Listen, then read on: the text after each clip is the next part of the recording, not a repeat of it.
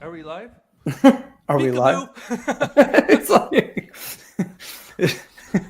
in all fairness, after all the shows, that's the first time you've held something up. I gotta be creative. I gotta come up with something here. That's true. It's true. You know, good morning, everybody. Joining us for another Wake Up and Deliver season 2. As always, we're in the 40-something. I lost count at this point. Oh my God, that's terrible. Losing count. Not enough fingers anymore. Not enough toes. But as always, we're gonna start off with some coffee for John's brain because he needs to wake up. He doesn't even I do. Let's go. Mug on him. I haven't seen it in a while. We're gonna bring it to the stage. What do we got? Boom. A lesson I need to learn. It's okay to disappoint other people if you avoid disappointing yourself. Well, I'll agree, because then that means I get to say I can disappoint you or whatever, and you can't really say anything about it. No, I think that's good. I think, look, at the end of the day, it's more about the fact of, like, you know, do your thing and whatever. And the reality is that you probably are not going to end up where you want to be if you're following everyone else's expectations. You know, John, talking about disappointment, you've been promising me for weeks about a guest. I have. Yeah, that's true. We still got nothing. Well, okay, so in all fairness, we got the music thing. If you guys remember, I said I would get our intro playing, and I got that done a few weeks ago, despite some weird audio clicking that I figured out after the fact. And we have been talking about a guest, and I have disappointed Matt, but surprise, we actually do have our guest. Oh, look, delivered. Woke up and delivered. Woke up and delivered. There we go. So we've got Dan with us today. So Dan is the CEO of Front Door. Dan, I'm going to let you do your own intro and paint that picture for everybody. And then we're going to jump into why I asked you to join us today, and because you had some big news. So we'll get into that after, but please let everybody know a little bit more about you and what you guys do. Hey guys, thank you. By the way, I love the name of it, Wake Up and Deliver. Anybody in logistics knows that a logistics manager waking up in the morning to make sure you got enough drivers to get to the station is always our critical time in the morning. So good name. Hello, everybody. I'm Dan Borgogno, the CEO of the Front Door Collective. We are a last mile platform built to help retailers build out their own last mile delivery solution, so they have greater control over last mile. And so we're the only franchise network that's ever been built for last mile. We use the best Amazon DSPs and FedEx ISPs to build our network nationwide to help our retailers build out what they're looking to build. So thanks, guys, for having me on. Yeah, for sure. Thanks for coming. I was talking and my mic wasn't working. Technical difficulties, as always. I was trying to say before Dan starts, we're going to have a video of fails of last mile deliveries, but microphone failed. You know, there you go.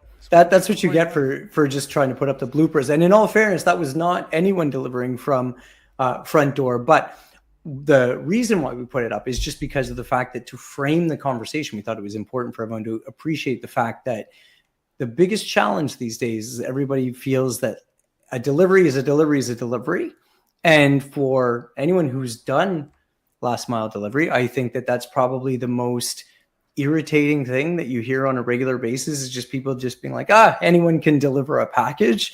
It's like, well, anyone can kind of deliver something, but I mean, when you really want quality, when you want reliability, and when you want to have a delivery experience that actually complements and extends and really helps build your customer experience, that's where it gets really different. And I think, Dan, you probably would agree with that, because you guys do things a little bit to a different standard, I would say. Yeah, we do. We're right. Our model is built for high capacity. So, right, we're not gig. So all of our drivers are W-2s. All of our drivers are thoroughly trained to deliver the certain way. So we built a platform, as we'll mention here in a second, the retail relationship we have, but we built our platform so that we can create a dedicated branded solution for retail partners, where it's uniform branded vans utilizing their technology with great flexibility of delivering it straight from the back of their buildings or stores. And the big thing with us is that because of our training and our drivers are consistently the same drivers every day, it's a level of service commitment that we have for it, where, right, our on-time delivery is fantastic, and so is our DNR, right, delivered not received. Those packages that get lost has everything to do with the training. And Amazon is big into that. FedEx and UPS are also big into that. That's a big deal for us, and we do that on a national level. So whatever store we're delivering from or whatever building we're delivering from anywhere in the country, the service level is the same. To say we weren't prepped for this would be an understatement. I think we're ready for some questions too, because I know we seem surprised that we had Dan coming, but we are ready, and we do have some nice questions for Dan. And then one of the questions I'm going to say it comes from the open air internet that we have access to through many forums. Walk us through your final mile model. Are you operating dedicated routes, on-demand deliveries, or hybrid scheduling? And how do you determine the best fit for a customer? Yeah, so our model is really unique in all the players that have been looking to build out a last mile solution, right? So as I mentioned, we took the best of what Amazon has in their program, the best of what FedEx has in their program, and we've combined to make it fit, because we basically wanted to go out and help. Right. Everyone was talking about how all retailers and shippers are trying to figure out how to compete against Amazon from a last mile situation, but also how to wean themselves off the duopoly in terms of the cost structures that's there while still maintaining a level of service. And so we created a high capacity vehicle solution. So we use, and we could get into this, our relationship that we have with Circuit EV and General Motors, but we've created a program where we can deliver a significant volume off of each of our routes. So think 200, 250 packages. And so we build dedicated delivery solutions for our partners. So in the article that was just announced recently regarding our relationship with Target, right? Those are in branded Target vehicles, right? 100% EV.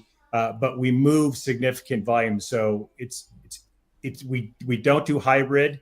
It is strictly dedicated. So our assets belong to that building in whatever market we're in, and our assets deliver packages for that particular partner, and we move significant volume. So we basically help partners exceed their capacity expectations inside a building, right? So if you think about how we function compared to a gig situation, right? If you're a retailer and you have dreams of a 30,000, 50,000 capacity size building, right? Amazon's are anywhere from 30,000 to 140,000 packages per day. How do you manage that from a gig situation? That's a lot of drivers. But in our situation, right, we pull into a building with 40 vehicles, 40 high capacity fleet vans, and we can load 200 to 250 packages within a 20-minute window, and then be on the road within that time frame. Then we rinse and repeat and do that the next 30 minutes. So every hour we can load anywhere from 20 to 26,000 packages at full capacity. That helps partners that we have be incredibly efficient inside their buildings, because as you add these warehouses or delivery stations, costs get expensive if you can't move enough volume through them. And people lose sight of the fact that the operation side of things is how much volume can you move in a given day. Amazon does it incredibly well, and there's several retailers who have equally as impressive volume, but you got to be able to get it out. You got to be able to move it quickly in and out of a building 7 days a week, and that's what we do. And that's what we bring to the table. Just before you put that down for a second, so people don't jump up, because we'll help everyone just a little bit put a couple of frames around things. So, because you said a lot there, like and sort of eat, sleep, and whatever last mile. But at the end of the day, and so do I. Wake up and deliver. Yeah, exactly. I spend a lot of time in that space. So, that, I get everything that you're saying there, but I really want to make sure that everyone that's kind of listening really understands a couple of things though. So there's two big pieces.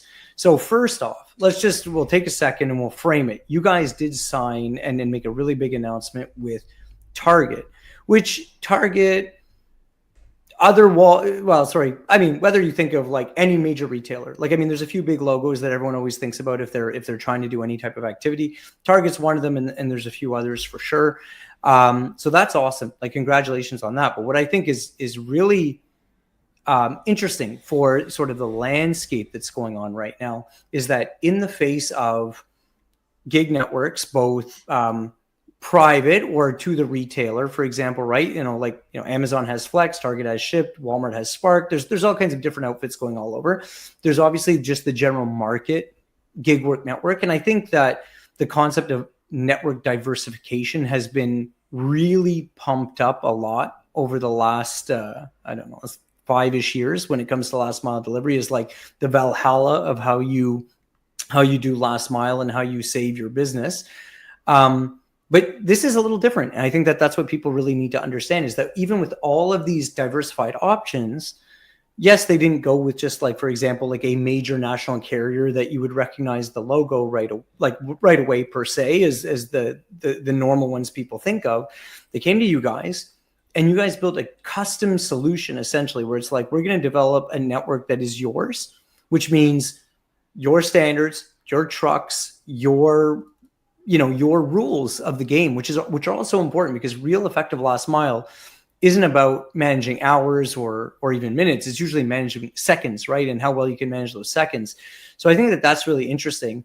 And you guys did that by offering a pretty unique program in partnership with GM. So maybe just a little quick on that, and then I've got a second part to it, but just maybe highlight a little bit about what exactly you guys have done there with this kind of like super customized solution. Yeah. So, right. Amazon's touted that they built their DSP program. They spent $14 billion on doing so. In turn, we come to a retailer and say, hey, don't spend $14 billion. We have a one-stop solution for you, and we'll customize it and brand it for you while still providing that great liability separation, because the drivers belong to our franchisees. The franchisees belong to us. Or right, we manage and meet all the expectations you want through our network. And to your point, John, a very customized solution. A big deal for that is, right, we're talking with some big retailers beyond Target, right? And with that, we've created, right, we have to be nimble. Like, gig can be really nimble. Like, hey, all I got to do is get drivers in any market and work it that way. We have a franchise network. We have over 100 franchisees signed already, covering 55 U.S. markets. We got about 400 on the waiting list, and the list is probably longer now that we announced what we're doing with Target. But what we've created is we made sure is that we have ability to turn on a new market very fast. How do we do that? Obviously, signing up our franchise partners who are already very experienced in last mile, having done it for either and or FedEx and Amazon. But we also bring everything to the table with them. So the program we announced and launched with Target is a partnership we have with EV Circuit Solutions. They're basically our vehicle partnership, and we've created a subscription program, if you will. They're partnered with General Motors, and so what we have is, when we go to launch a new market, all we have to do is tell our franchisees, here's your parking lot. We'll have the vans waiting for you there. And in that, we'll have overnight maintenance service for you. We'll have tire changes available for you. We'll have EV charging for you, all there to be managed for you. You just got to go get your drivers and bring them to the lot, and we'll train you on whatever retailer you're delivering for on that software and what have you. And then to the table, we have our own insurance program that we've developed. We have background check relationship. We have drug screening relationships, building entities. So we've encapsulated this thing based on my experience, having been an Amazon DSP for over 5 years, and my co-founder as well, is we've lived it, right? this is built for a DSP by a DSP. So we know how these programs run. I know how to manage a fleet of 50 to 80 vehicles. I know how to hire the drivers, and I know all the components that are around it. So we wanted to make it as turnkey as humanly possible. So when any retailer approaches us and says, can you do this for me nationally? And can you do it for me in these markets? The answer is yes, just tell us when and where, and we'll make it happen. And if you want us to use your technology and brand the vans yours, we'll do that too. We want to remain that flexible. We just want to deliver as much volume as possible and do it really, really well for our partners. Yeah. And so that's the, probably the big interesting thing, right? Like, anyone that you guys see my posts and stuff like that, I've had more than one person be like, oh, you seem like anti-gig and this and that. I'm like, I'm not anti-gig. I mean, I'm anti-misinformation. And the way that I put that out is that, like, there's benefits to the system and then there's drawbacks to the system. And I think, for example, presenting it as a be all end all perfect, amazingly low cost solution is usually what I don't agree with.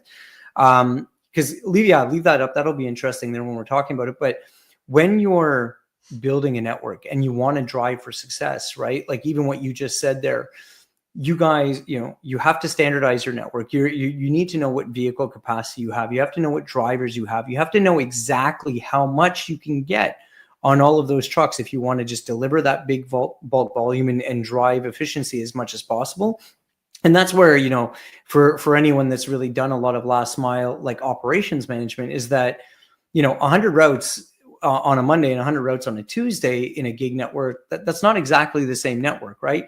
Different vehicles, different drivers, different levels of subjectivity that pop like into the network, whether it's from loading times to how long it takes to load vehicles to how they make their deliveries. I mean, all of these things come into play. And the reality is that the delivery provider is very often seen as disconnected from the business. Oh, that's just someone we hired. But from a customer and consumer perspective, if you're a major retailer A and you hired that service provider, like, I just see you, I don't see them. Like it's right on you for hiring them. And that's why I'm a big proponent of the fact of really understanding, what networks you're using, what service levels you're using, what products you may be pushing where into what customers or whatever, because the reality is they all interplay. And you guys, and you and I have talked about this before in the past, that capacitized network is really the main kind of goal that everyone has, because even if you look at a lot of these gig networks, they still try to cobble together some type of capacitized and planned routing for the most part, unless it's on demand, and that's a little bit different. But anyone that basically does next day service is using a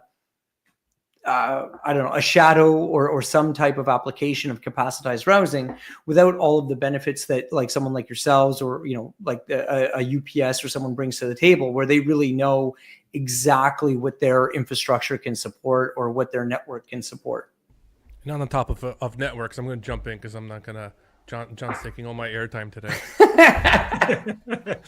What regions or postal codes do you cover consistently, and how do you handle deliveries outside your core zones? And on top of that, do you partner out or keep everything in-house? And I think you kind of touched upon that, Dan, but feel free to dive a little bit deeper there. Yeah. It's because I work with specific retailers, I'll go back to my comment. We cover 55 U.S. markets right now with the current franchisees that are signed.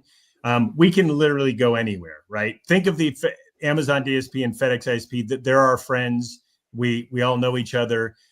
We know the best of breed and those who are wanting and looking to expand. So we utilize them everywhere. So capacity of drivers and operators isn't a problem for us at all. Like anybody who says there's a lack of drivers and what have you, it's just not true. At least not for us.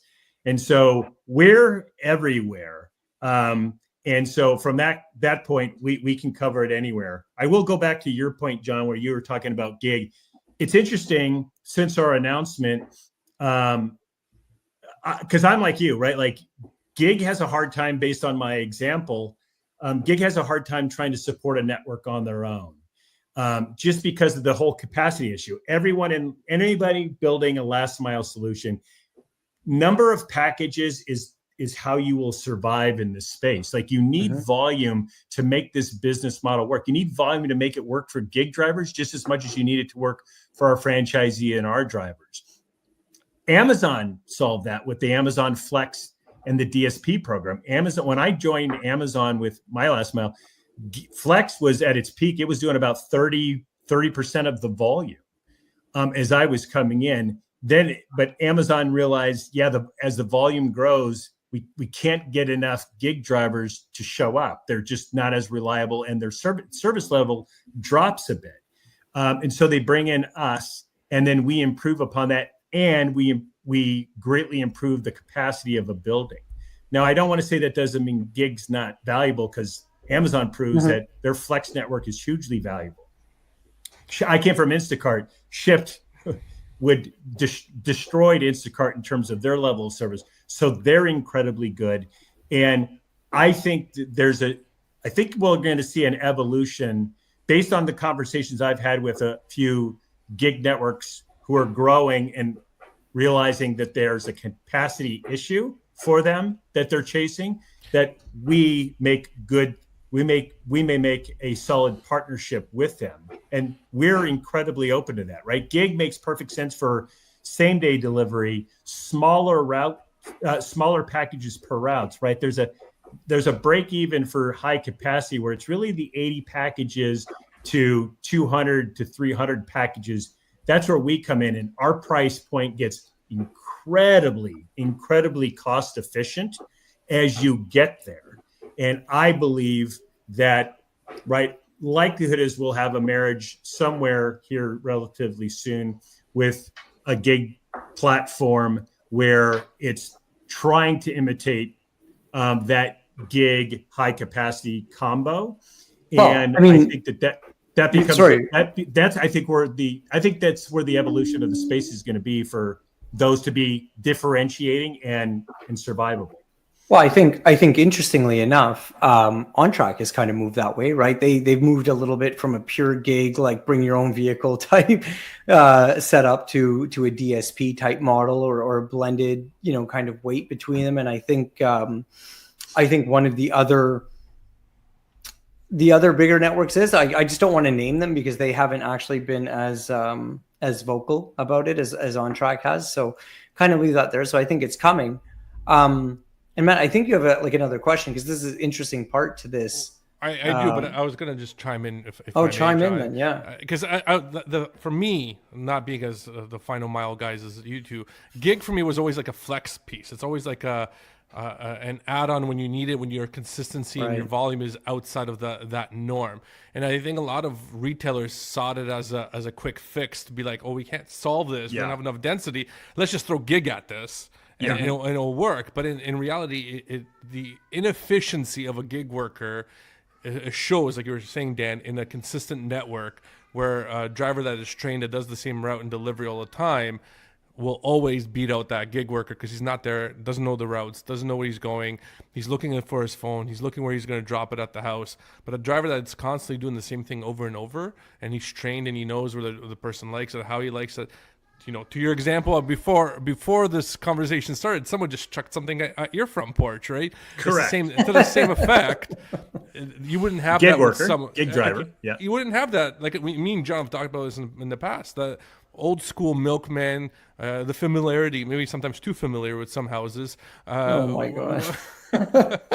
you have that because it was needed. They knew who was there, same as the mailman. All these things, you wanted that familiarity. He was part of the family. We've lost that touch, I sense, with the gig worker, and I think that creates that larger inefficiency is what I wanted to put besides my impromptu joke. Great point. And it's funny. Like, I see a lot of gig players saying, "Hey, let's go after FedEx and UPS." It's like, I could take a picture of my porch with a bunch of packages on it, and I can tell you who delivered it, whether it was a true driver, right? I can tell you which ones were delivered by UPS, FedEx, and Amazon because of where they're placed on my porch, compared to the guy who just chucked it on my porch. Like, I know that. We emulate and are big fans of UPS and FedEx. They do a very that, right? You can't argue with their level of service. These guys know how to walk up to the door, ring the doorbell, place it the right way. I see the same guy every day. Mm-hmm. He knows me, right? And they're maniacal. Amazon was maniacal about delivery service, and and so was FedEx. And so we have that mentality in terms of how we think of training and how we think of great partners who know how to manage drivers and train them that well. It's a big deal. Like I always see, like it's like diversification. So you can have 5 different delivery companies, and do they all deliver the same way? Like some that are chucking, like the opportunity cost, right? Losing a customer because somebody just chucked something on your front porch. That's an expensive customer that you're going to take forever to get back, and it'll cost you a fortune to try and get them back. Or the package doesn't show up, it's at your neighbor's next door. It's a problem. Service matters, and great. I'm all for carrier diversification. Can you find 5 that all meet the standards you're expecting? If so, then great. Carrier diversification, cool. But if it's not, then you're just bastardizing your brand experience at the sake of you can't find somebody that you can rely on. That's what we try to build is let's be very, very reliable. Because the big 3 who believe in a really great customer service experience, drivers are handled if they're caught making a bad delivery. Like you're retrained, you're pulled off the road. Hey, we're going to fix this. In the gig world, that just isn't the thing. But I agree with you, Matt. Like there's certain things where gig is perfect for, right? Same day, you need something done quickly. Missed sorts, late injection into a building, but you still got to get out that same day because OTD is the most important thing. That's why the marriage works is what should work well as this evolution of the space takes hold. So this is kind of interesting because we talked a little bit about, we mentioned FedExes and UPSs and stuff. And I also think it's funny. I always kind of am like, when you see like a gig network or whatever, being like, oh, we're taking on UPS or anything. It's like, yeah, well, with the 100 billion in infrastructure these guys have and stuff like that, like, how strong is this claim? You guys have taken a little bit of a different approach, right? Because when we're talking about having buildings and having facilities and stuff like that, that's super expensive. I think, pretty much everyone that's tied to the space or around logistics. I mean, I think my most popular newsletter of like last year was about these guys, which was Pandion, which all of a sudden, kind of just rose and fell like a stone. And part of what they did was that they over-indexed on buildings. They had a bit of a field of dreams of build it and they will come. And then they also inherently ended up locking in retailers to their network. So I guess the question is like, have you guys taken a similar approach? And if so, how do you avoid that same fate of Pandion? Or have you taken a twist and done something a little bit different? I thought you were going to read the question, John. So I did read the question. Did you? I did. You took it down, but I got the gist of it. Yeah, easy to answer. So, John, we actually were 4 years ago, we were down that path similar to Pandion's. Like, hey, let's be Field of Dreams. Let's go. Let's build the warehouse, and if we build it, they will come, and the volume will show up on our doorstep. We realized that wasn't working, right? Mm-hmm. And so we quickly flipped and said, hey, there's all these platforms popping up, and everybody's just chasing to the bottom on price because that's the only differentiation with all of them. So we thought, let's build. Having buildings doesn't make sense. There's too many out there already. So what if our original thesis is, what if we built this platform and we build a platform that helps somebody that's wanting to build their own solution? What if we build this? And we actually had a list of retailers. We had 3 retailers on there. We're so far 2 out of 3 we've partnered with. So for us, it was let's leverage those who have the facilities already in place, and we come to them. We don't make them have to bring things to us. We'll go to them. We'll bring the vans to them. We'll do it out of the back of a warehouse, a delivery station, a store. We'll use their technology if they want. We have our own technology that they can use. So we have one that we use their technology. We have another retailer where they use our technology. And then right? And then make it really efficient for them. And it makes it more efficient for them and incredibly more efficient for us too, as we married what we do really well with what they do really well and made it this cohesive unit. I gotta say, I like that idea. I really do. I like how you bring it to the customer, and versus trying to force them into what they're doing. It's like watching I don't know if you've seen that meme or that video of the programmer watching the person put the square pegs into the holes, and it's like the wrong one. She's like, yeah, this is the right one, and the person puts in the wrong one. She's like, oh my god, no. It's kind of the same idea. It's like all these tech companies or these gig companies are always trying to force people to adhere to their rules versus trying to figure out what the customer needs. I think your solution sounds a lot 180 on that idea, going, hey, no, let's bring it to you. Let's provide you all the tools to make it work. Let's provide you the way to do it and provide you the high class that you deserve. And here it is. Here's your list of services, and off you go. And I think that's kind of brilliant. That's my take on it. I'll let John read the question too. Well, I mean, we were just talking about technology, but I think you jumped into it there. And I think that is the interesting thing about, like, hey, what tools do you have, right? And you know, I always think this is kind of interesting. People are talking about, GPS, POD, like all of these updates. I'm going to assume, but I'll let you answer. I'm going to assume you guys have all of this because you know as much as anyone else that these are table stakes these days. These aren't necessarily features. They're kind of like just needs of a modern sort of delivery network. But you said you can bring your technology or use the clients. So that I think that's cool. And I would have to believe that if the clients is lacking one way or another, you find a way to leverage some of what is best practices to make sure that you still deliver on your promise, right, of what you're selling.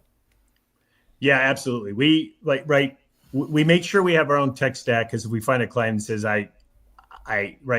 we have one client where we were utilizing their tech stack for a while, and they said, hey, I don't think it's living up to what we want. Is there any way we can flip to yours? Yeah, we have it here, ready to roll, and let's roll it out. And it makes us even more efficient because we're utilizing ours. Because of what we do, right? There's a lot of tech out there that isn't built for high capacity. There's a lot of tech out there built for gig. And when you think about it, it's like, okay, with a gig network, right, you're splitting 10 to 40 packages per driver. But those drivers don't know each other. Those drivers aren't a part of a team. They don't engage with each other on the road. Dispatchers aren't really talking to them. It's like packages are out. I think it'll take you 3 hours. I don't care if it takes you 12. Try not to bring anything back. If you do, just drop it off on the back door. Yeah. We're not that way, right? So high capacity, I got a driver that's 200 packages, and a flat tire blows. Man, that's a lot of bad deliveries if we can't get that driver fixed. So we call them rescues. So we could get at one of our other drivers, because we flow out with 40 vans as a team. Hey, all 40 drivers, you're all going to rescue if needed, and you're all going to come back together. There's not going to be somebody that comes back 2 hours early while somebody's out there. We got a new driver on the road that's struggling a bit. That's key. No, you're all going to help each other. You're all going to be great. You're all going to come back together so that you all become really efficient.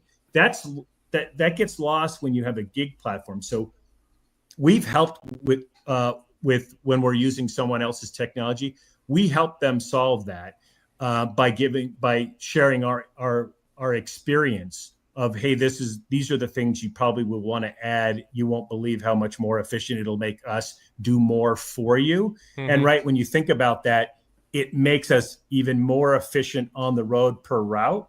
That, hey guys, we finished 3 hours early on this route.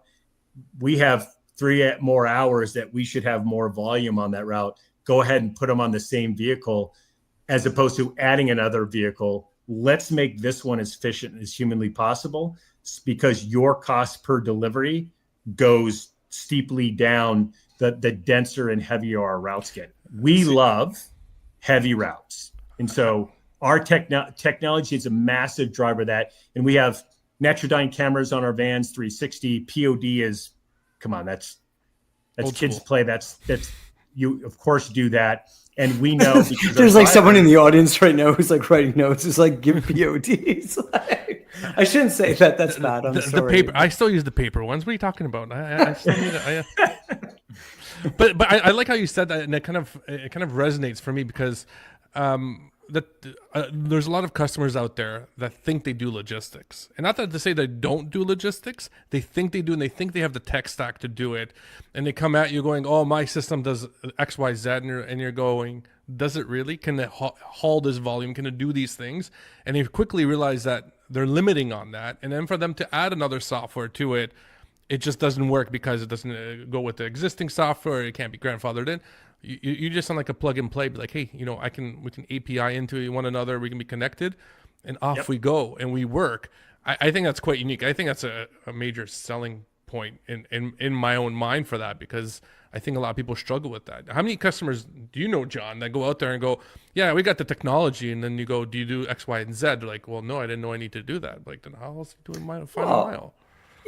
And I think there's a lot of things too that you don't realize that you want to manage. Like, I mean, there's tech that says they do what they do, and then there's tech that can actually do it really well. And I mean, when you're in last mile, like, you need to be able to play with everything, because you really are managing, sort of seconds and stuff like that. So this is something that's interesting then when you're thinking about your overall capacity and managing all of these different features. And when you're talking about having tech and sort of a network that's really built for it, a lot of the big gig networks are just like, hey, we have unlimited drivers. So like, hey, forget about that holiday season rush. Unlimited. Yeah. I've got unlimited guys. You yourself have sort of just mentioned that, there's not necessarily the driver shortage that people sometimes infer, but there's a balance. I think, sure, I could, there's people with a pulse, and then there's quality delivery. I mean, there's not necessarily in the same sort of spot at the same time. So how do you guys manage it? How do you provide such a high level of service, but then how do you also deal with the fact that as you're dealing with these retailers of the size that sort of, kind of work with you, a lot of these guys skyrocket at different parts of the year, most of them in the typical sort of holiday season, but, others can have some other peaks depending on their, their business. But how do you actually provide that year round, knowing that, like, that capacity in November and December is very different for a lot of retailers than it might be in like April, June, for example? Yeah.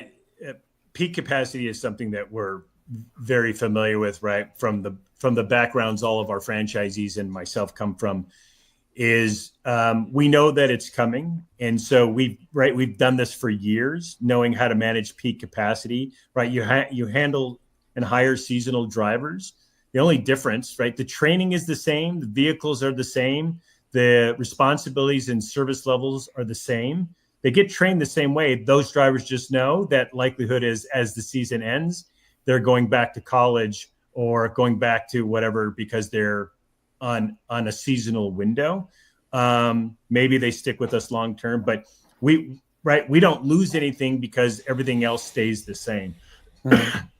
And for us, listen, when you're asking for high capacity, you want us to peak up. Our clients know, hey, to get another front door vehicle added, right? If somebody comes to us and say, hey, can I add another 15 routes to this particular market? They know what is needed for us to add a route, right? There's a number involved.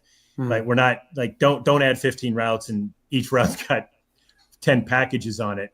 Yeah. Right. That isn't a cost. That's a great gig solution. That's not a great high capacity solution. But right, if your volume is high, and we do things where, right, we come in handy with our big vans, because we have a partner that says, I got a special on 80-inch screen TVs. Can you guys load that? Right. We stack 16 80-inch screen TVs in the back of one of our vans, and it becomes an efficient one because of the price point on it. It can make sense in the back of the van, or right, your capacity just goes through the roof and you need more capacity. We add to that, right? Peak. All the other routes peak up, right? So for example, right, let's say you're averaging 150 packages per route. Come peak season, they can add extra routes, and the average route count goes to 220, right? Mm. So all tides, all boats float, rise with the tide. So the simple fact that more volume gets placed throughout the city, and you got to simply add vans to cover particular parts of the city because there's so much of it. You had to split it into two. Yeah, exactly. Matt, did you have something or? Oh, Matt has lost his audio. Nothing but technical difficulties. Oh, look, he's still struggling. That's right. One thing I'll go back to, John, on the technology. One thing we added for our tech is we actually created the first ever augmented reality scanning tool. So that because our drivers load the vans, we've asked retail partners have asked us, hey, do you want to load your vans or you want us to load the vans? We say, don't waste your labor on that. We want our drivers to load the vans because the driver likes to know where all the packages are in the back of their vans. Exactly. So one of the key things we created is it's an augmented reality tool where you basically take your device and you wave it like a wand with all the labels, because certain retailers require you to scan every single package, and it can actually within 100 packages, and within about 6 to 10 seconds, you can scan 100 packages, and it'll tell you if all of those should be on your route or not. And if a package isn't on your route, it will actually blink at you red, that particular package in the image, and it'll tell you which of the routes it should be on within the building. So the cool thing is we fix a missort that would have been on that van and never get delivered because the van's in the wrong area to do it. So it'll bring it back to the station. And with our tool, it scans it and allows us to make that adjustment in real time while we're in the building, put it on the right van, and it keeps the on-time delivery spot on where we want it to be, in that 99% range. Am I back, John? You're back. That's very cool. That's very cool. So I'm taking it that Matt and I will get a pair of glasses and some fake package labels that we can scan. No, I'm just joking, but that's awesome. I mean, I think I had a good comment when he was talking about the TVs in the truck. I said none of them ever fall off the back of his trucks like other trucks happen. But I missed my opportunity. I got to add it in there. But you still squeaked it. Yeah, I've seen him bungee corded to the top of a Toyota Tacoma with a gig driver. You see me around town. Awesome. Yeah. My God, why are you I've doing seen that? meal kits strapped to the roof on 118-degree weather days in LA too. That's not a good use. Yeah, that doesn't surprise me. So look, my last question, and then kind of like you can sort of maybe give everyone a little bit of a perspective for yourself. But we've talked a lot about like sort of high volume retailers and stuff like that. Are you like able to kind of put any kind of like broad lines around where does this kind of solution start to make sense and for who? Because I that startup guy that maybe has got like, oh my God, this is who I want to partner with. Like, hey, we'd love to partner with you, but this is probably not the right time for something like that because, you're talking about needing a certain volume, a certain density. Where does that start to make sense for you guys? And like, how do you typically approach your partners with it? Because I know in work that I've done in the past, for example, really focused on whether it's something like packages per square mile, for example, transactions per hour. There's different ways that you might be able to frame it. Like, where does that start to make sense for someone to say, like, we want to work with Front Door because like this is a hard yes for us? Yeah, it's I would say, right, you could probably count on two hands how many retailers have the capacity to build a dedicated fleet. Mm-hmm. It may only be one hand, actually. And we're talking to most of them in terms of what they're looking to do. I got approached by a lot of brands after the announcement we just made with Target. I had a lot of brands approach me saying, hey, I like what you're doing. Is there any way I can inject packages in to you? It's like, we don't have buildings. That's not how we work. A dedicated fleet, right? You got to know your density and how to plot a route, which is easy for a customer to reach out to us saying, hey, I've got volume. I don't know if I'm on the fence of dedicated or something else. How can you help me? I'd say, give us volume in a particular city and a really busy city for you. And we can plot out what your density could look like to figure out what that looks like on a per route scenario per day. And if it doesn't, it's got to break the 80 package limit. 100 package is really probably the right space. For those who can't reach that, and they probably know that off the top of their head, I really think that the evolution of this space is where brands and retailers are talking together to utilize assets together. Mm-hmm. Like, don't worry about the branding of the van that's delivering your package. Worry about the service level of the delivery that's happening.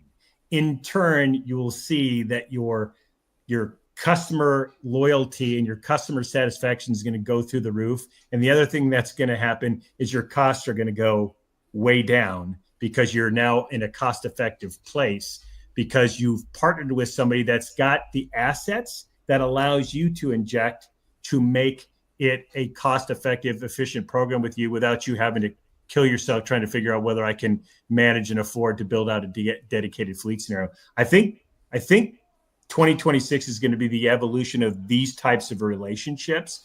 And right, we're happy to give anybody insights in regards to what we think are good places to go. Because we're never going to force anybody to come to our buildings. It's like, hey, we're the guys who like to deliver as many packages per route as humanly possible. We want you to go find a retailer to where you can save a bunch of money because you're both going to see a cost savings, and we promise that we'll deliver at a really high level. So, hey, look for that. That's the right way to do it, and that's how we've talked to retailers and brands who've approached us now. So, okay, I have one question though, and then it might be a little bit of a hot take or a cold take. Oh. Make it hot, spicy. I was going to know, because does it apply to the Great White North or fronts to south of Mexico as well? Because it sounds like it's a great, all around in the United States it's rolling out first, but I know there's a lot of companies that I work with, and I know sure John works up with here in Canada. I probably would love to use your services, and they're probably wondering how do we get Dan up in the front door of Canada, which we would love. Yeah, for us would be I can think of a couple of retailers in Canada that we make sense for. Like Canada's without a doubt probably where we'll go next. Obviously, our focus has been on the U.S. We did recently have a sizable retailer ask us, "Hey, can you guys get into Canada?" The answer is, of course, we can. The rules would still apply the same way, right? Like, hey, are you talking dedicated capacity, what have you? We would absolutely love to. All my family lives in Quebec City, so in Montreal. I have Canadian roots. There you go. So that's why the network is so strong. Some poutine and some cidre. I'm all for that. There you go. And the other question I was going to say, it obviously sounds like it's like a dry solution. Is there an evolution of it encompassing some cold? Because grocery is a big final mile delivery hot take. Do you see you guys entering that cold space as well? I do a lot of cold temperature control. That's why I'm asking. But I see that lacking across the board for everybody. Everybody wants to get into that grocery delivery system. Is this something that would work in that space as well? Yeah, it's right. I come from Instacart in my background, right? No new Ship's model very well. I was there pre-IPO at Instacart and before Ship got acquired by Target. So no grocery space very, very well. The challenge for us for what we do, there's never good density for grocery. It could be if there was Milk Run. There was a company in San Francisco doing it well. The challenge, and I think they went under, is that it's very unpredictable to marry that, right? That's why meal kits are it's a trepidatious business there, because meal kits are really good for like 2 or 3 days in the week, but you can't live off them because nobody wants deliveries on Thursday, Friday, Saturday, Sunday. And so that becomes an issue. You got to backfill everything there. And does it make sense to invest in cold storage vehicles for little gain because the density isn't there? That's the challenge for us. So right now, big and bulky isn't a thing for us, and cold storage isn't, until we can see something that fits high capacity. Sounds good. And the other question everybody's going to be having, which I haven't now prepped, I had it before.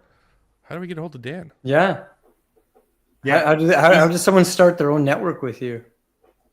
Easy to get a hold of me is Dan, DAN, at frontdoorcorp.com. Frontdoorcorp.com.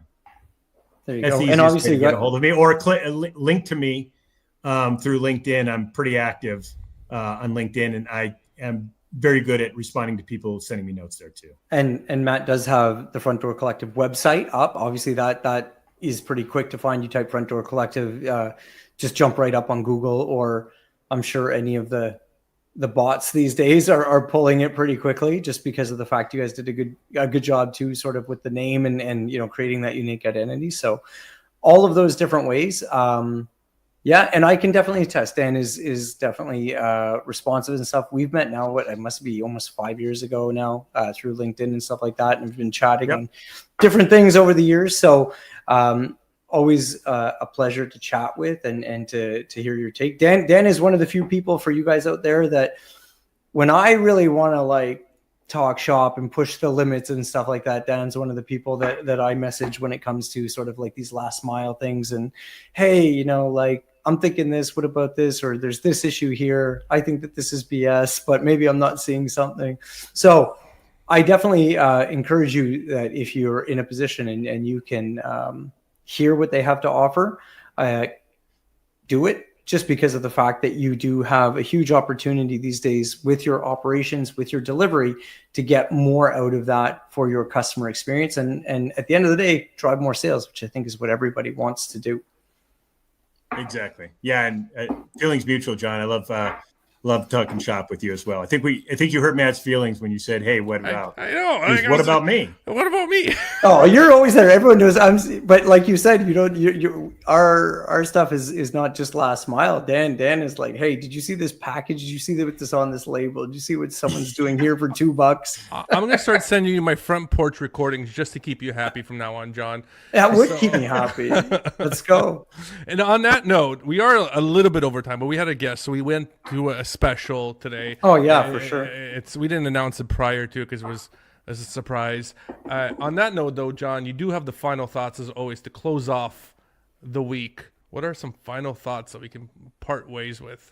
Oh, let's we'll keep with the trend of today, and obviously just appreciate the fact that your service matters, how you do something matters, and like Dan said, that customer acquisition cost is already quite high, and it will only get higher if you lose and have to try to re-entice someone to come back into the fold. So it's always better for everyone if you don't lose them in the first place. So better service and better sales. Love it. Agreed. And on that note, thanks everybody for joining us, and come join us next week for another Wake Up and Deliver. Same doc, same channel, same everything. Yeah. Maybe not the same people. I think Dan can only live with us for 1 week. Yeah, exactly.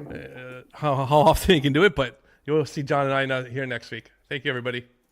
Thanks, guys. Bye.